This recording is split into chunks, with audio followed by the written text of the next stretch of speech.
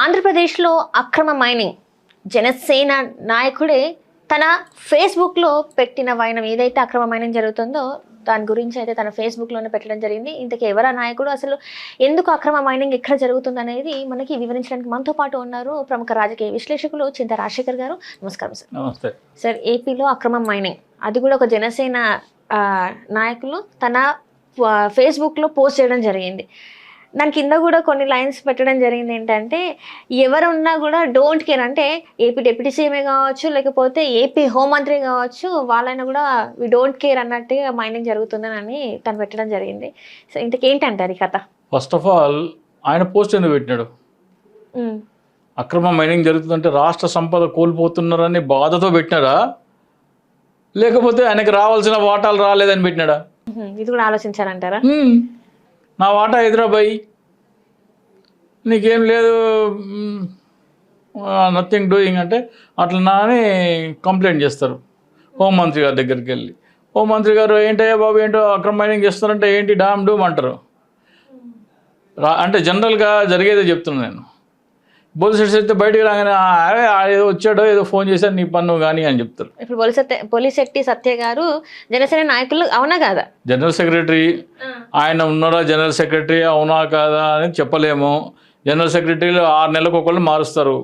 మొన్న మీరు చేసినట్టున్నారు కదా మీ ఛానల్లో బండారు గంగా సురేష్ని. ఆయన ఏం చెప్తారంటే జనరల్ సెక్రటరీలు 6 నెలలకు ఒకసారి మార్చేస్తారంట. అదేంటి? ఒకసారి జనరల్ సెక్రటరీ ఒక పదవి ఇచ్చిన తర్వాత ఆయనతో కొంతమంది అనుబంధం పెంచుకుంటారు.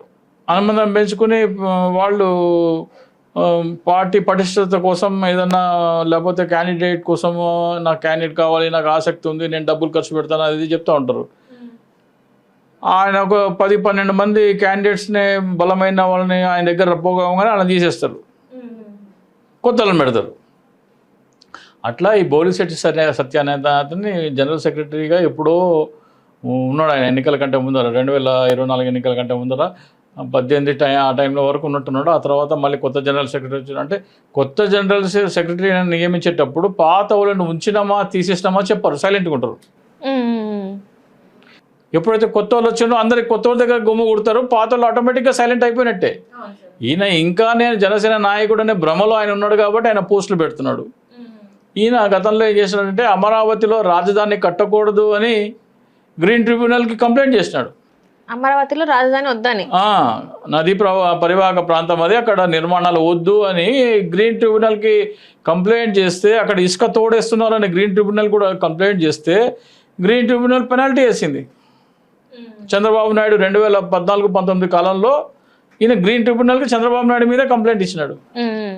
పోలిశెట్టి సత్య గారు, మీరు ఇంత ఆవేదన పడిపోతూ ఒక చిన్న కొండ ఏదో క్వారీ అవుతున్నారని ఆవేదన పడిపోతున్నారు. మహా అయితే ఒక 50 లక్షలు, ₹1 కోటి మైనింగ్ చేసి ఉంటారు అక్కడ, మహా అయితే ఒక 2 కోట్లు చేసి ఉంటారు. పోలిశెట్టి సత్య గారు, మీ ఈమెయిల్ అకౌంట్ ఓపెన్ చేసి ఒకసారి 18 మార్చి 2023 నేను మీకు ఒక ఈమెయిల్ పంపించాను. 18 మార్చి 2023 అమరావతిలో ల్యాండ్ పూలింగ్ పద్ధతిన భూసేకరణ చేయడం అంటే ప్రభుత్వ ఖజానాకి రావాల్సిన లక్షల కోట్లు ప్రైవేట్ వ్యక్తులకి దోచిపెట్టడమే అని మీకు ఈమెయిల్ పెట్టడం జరిగింది. మీరు దానికి సమాధానం ఇచ్చారు. ఏమని సమాధానం ఇచ్చారు పోలిశెట్టి సత్య గారు? మేము పట్టించుకోవట్లేదు మీ ఆరోపణలు అన్నారు. అంటే దాంట్లో మీకు ఏమైనా వాటాలు అంది ఉంటాయి, లేకపోతే అమరావతి ల్యాండ్ పూలింగ్లో మీరు కూడా ఏమైనా సరే భూములు కొని ఉంటారు మీ అధినాయకుడు, అందుకనే మేము పట్టించుకోమన్నారు. ఇప్పుడు ఏదో మైనింగ్ చేస్తున్నారని, అసలు ఆంధ్రప్రదేశ్ రాష్ట్రంలో ఎక్కడా మైనింగ్ జరగనట్టు, అక్కడే జరుగుతున్నట్టు విలవిల్లాడిపోతారు. ఎందుకు?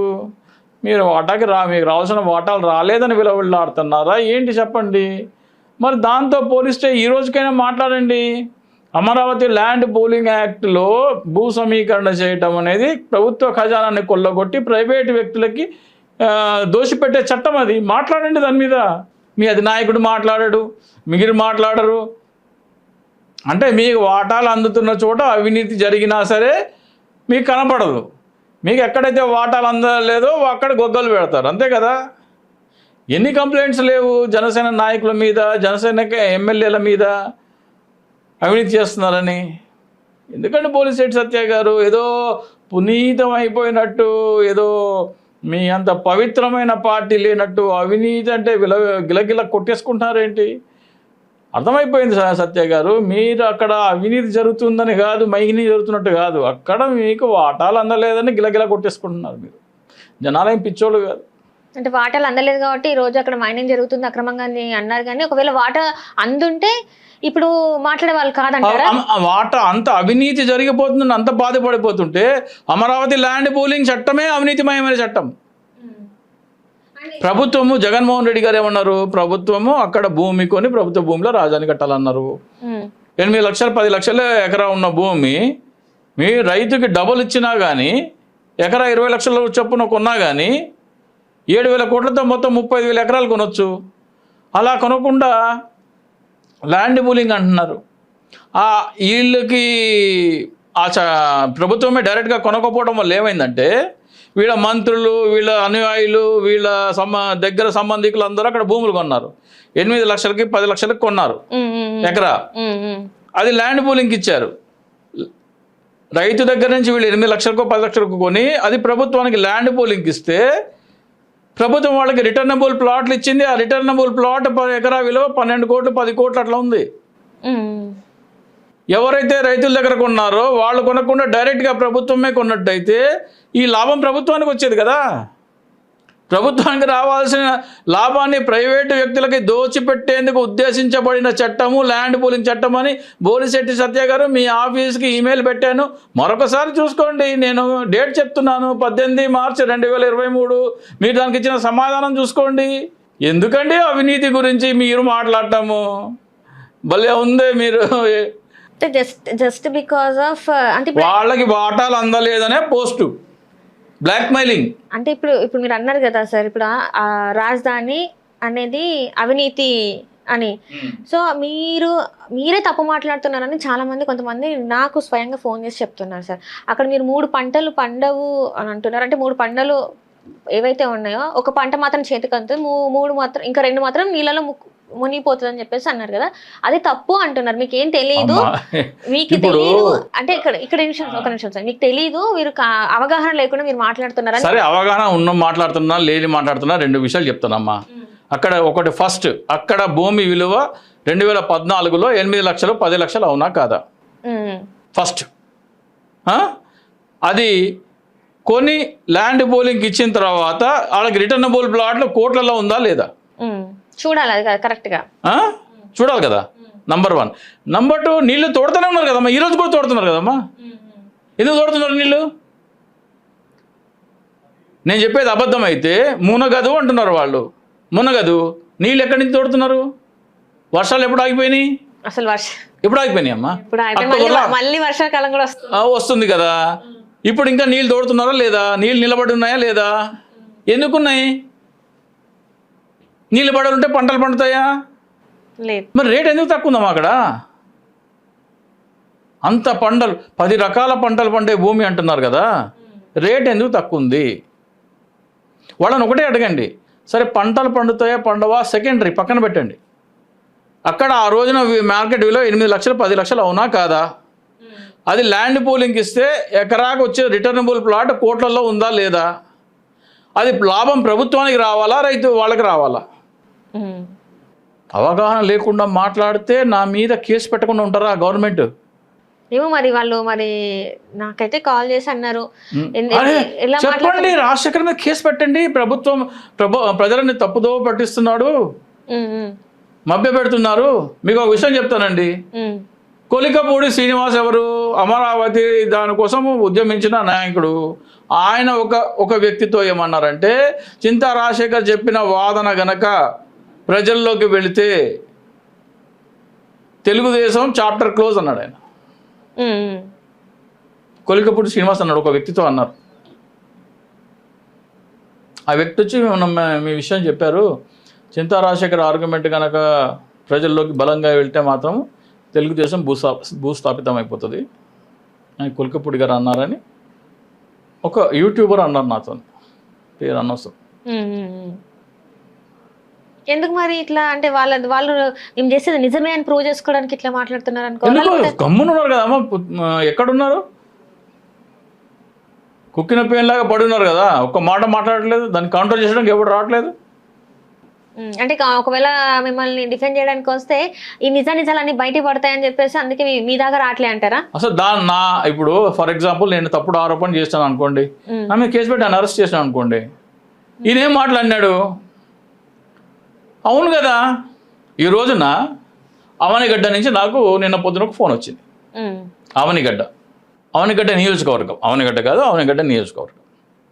అవనిగడ్డ నియోజకవర్గంలో రిటైర్డ్ టీచర్లు ఒక 20 మంది కలిసి, మీరు చెప్పేది కరెక్టే, ఇది మన రాష్ట్ర ఖజానా దోపిడీ, ఈ దోపిడీకి మేము కూడా వ్యతిరేకంగా లెటర్స్ రాద్దాం అనుకుంటున్నామా, ఫార్మాట్ పంపిండి అని అడిగారు. ఎట్లా నా నంబర్ దొరకలేదు వాళ్ళకి. నా నంబర్ దొరకకపోతే ట్రై చేసి నా నంబర్ దొరికించుకొని నాకు మెసేజ్ పెడితే నేను వాళ్ళకి ఫార్మాట్ పంపించాను. ఈ రోజున వాళ్ళు ప్రింట్అవుట్ తీసుకున్నారు. మేబీ శనివారమో సోమవారమో వాళ్ళు పంపిస్తారు. ఒక నియోజకవర్గంలో ఇది రాయలసీమ జిల్లాలో ఒక నియోజకవర్గంలో ఒక ఆయన 1000 మందితో లెటర్స్ రాయడానికి సిద్ధంగా ఉన్నారు. అంటే జనాలు కన్విన్స్ అవుతున్నారు, జనాలు ఇది దోపిడీ అని కన్విన్స్ అవుతున్నారు. సో ఇవన్నీ ఒట్టిగా వాళ్ళ పేరు కోసం చేస్తున్నాయి కానీ నిజంగా అయితే రాష్ట్రం కోసం అయితే చేసింది ఏం లేదంటారు. అరే లక్షల కోట్ల దోపిడీ గురించే కదమ్మా వీళ్ళు. నేను ఈ అమరావతి ఇది ఇప్పుడు మాట్లాడుతున్న అంశం కాదు. నేను ఎప్పటి నుంచి మాట్లాడుతున్నానంటే, నేను ఎప్పటి నుంచో మాట్లాడుతున్నా, ఇది 2020 నుంచి మాట్లాడుతున్నా. 2020 నుంచి అంటే నేను మాట్లాడటం మొదలుపెట్టిన తర్వాత వైసీపీ వైఖరి తప్పు, ఒక రాజధాని 3 రాజధానులని కాదు ఆర్గ్యుమెంట్ చేయాల్సింది ప్రభుత్వ ఖజానా దోపిడీ గురించి మాట్లాడాలి అని చీఫ్ సెక్రటరీ గారికి 2022లో chief secretary, principal secretary and Sajjala Ramakrishna Reddy గారికి ఈమెయిల్స్ పెట్టడం జరిగింది. 2023లో సజ్జల రామకృష్ణారెడ్డి గారికి వ్యక్తిగతంగా కలిసి చెప్పడం జరిగింది. వాళ్ళంతా పట్టించుకోలేదు, గెలిచేస్తున్నాం కదా అని. ఈ రోజుకైనా సరే ప్రజలు ఇది ప్రభుత్వ ఖజానా అనే దోపిడీ అని కన్విన్స్ అయ్యి సుప్రీంకోర్టుకి లెటర్స్ రాస్తున్నారు. మీకు ఒక ఫార్మాట్ పంపిస్తాను నేను, దాంట్లో ఒక పోస్టర్ ఉంటుంది, డిస్ప్లే చేయండి దయచేసి. దాంట్లో ఏంటంటే జగన్మోహన్ రెడ్డి గారు చెప్పినట్టు ప్రభుత్వ భూమిలో రాజధాని అయితే ఏంటి, చంద్రబాబు నాయుడు చెప్పినట్టు ల్యాండ్ పూలింగ్ అయితే ఏంటి, మనం భూమి ఎంత కొనేవాళ్ళము, రాజధాని నిర్మాణానికి ఎంత ఖర్చు అవుతుంది, బ్యాంకు రుణాలు అవసరమా లేదా, ఏటా కౌలు చెల్లించాలా వద్దా అని 2 పక్కనేసి పోల్చి నిన్ననే ఒక పోలిక పట్టిక తయారు చేశాను. అది చూస్తే మీకు అర్థమైపోతుంది. ఆంధ్రప్రదేశ్లో ఉన్న ప్రతి ఒక్క పౌరుడిని దోచుకుని ప్రైవేటు వ్యక్తులకి కట్టబెట్టే చట్టమే ల్యాండ్ పూలింగ్ చట్టం. బోలిశెట్టి సత్యదేవ్ గారు చెప్తున్నాను, ఆంధ్రప్రదేశ్లో ప్రతి ఒక్క పౌరుడిని దోచి, ప్రతి ఒక్క పౌరుడిని పుట్టు బిడ్డ దగ్గర నుంచి పండు ముసలి వరకు ప్రతి ఒక్కరిని దోచి రియల్ ఎస్టేట్ వ్యాపారులకి భూస్వాములకి దోచిపెట్టే చట్టమే మీ ల్యాండ్ పూలింగ్ చట్టం. దాని మీద మాట్లాడండి బోలిశెట్టి సత్య గారు. ఏముంది, 1 కోటి 2 కోట్ల మైనింగ్ గురించి ఏం మాట్లాడతారు, ఊరుకోండి. మీకు రావాల్సిన వాటా రాలేదని పోస్టులు పెడుతున్నారు, బ్లాక్మెయిల్ చేస్తున్నారు. అసలైన దాని మీద మాట్లాడకుండా మీరు 5 లక్షల కోట్ల దాని మీద కూడా మాట్లాడండి, మరి దాన్ని కూడా పోస్ట్ పెట్టండి. అప్పుడు దాంట్లో అనకాపల్లిలో మైనింగ్ మీద మీరు నిజాయితీతో పోరాడుతున్నారని నేను నమ్ముతాను. దీని మీద మౌనమా, దాని మీద మాట్లాడతారా? సో మొత్తానికి అయితే అసలు దాని మీద మాట్లాడకుండా కొసరు దాని మీద మాట్లాడుతున్నారు అంటారు. సో అట్లా అంటలేదు, అసలైనా కొసరిదైనా వాటా వస్తే మాట్లాడరు, వాటా రాకపోతే మాట్లాడతారు. సో అందులో వాటా వచ్చింది అందుకే సరే అంటున్నారు, ఇందులో రాలేదు కాబట్టి క్వశ్చన్ చేస్తున్నారు. అవును, అందులో వాటా వచ్చిందని నేను ఎట్లా అంటానంటే 2023లో మీ ఈమెయిల్ పెట్టాను, 6 నెలల క్రితం ఈమెయిల్ పెట్టాను, 3 నెలల క్రితం ఈమెయిల్ పెట్టాను, దాని మీద ఎందుకు మాట్లాడలేదు, మీరు ఎందుకు మాట్లాడలేదు, మీ పవన్ కళ్యాణ్ ఎందుకు మాట్లాడలేదు, మీ వాటా వచ్చింది కాబట్టి మాట్లాడలేదు అంటాను.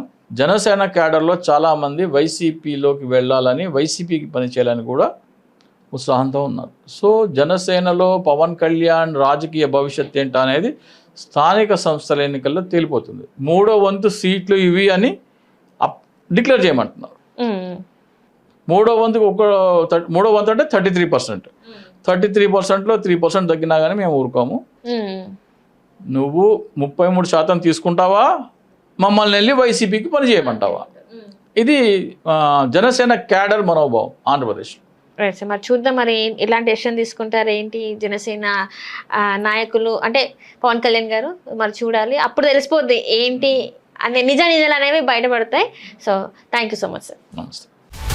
హలో, తెలుగు రాజ్యం ఛానల్ చూస్తున్నారా? సామాజిక రాజకీయ జీవన చిత్రణే తెలుగు రాజ్యం.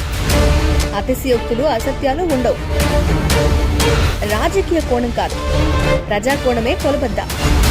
తెలుగు రాజ్యం వీక్షణ మీ ఉత్తమ అభిరుచికి నిదర్శనం.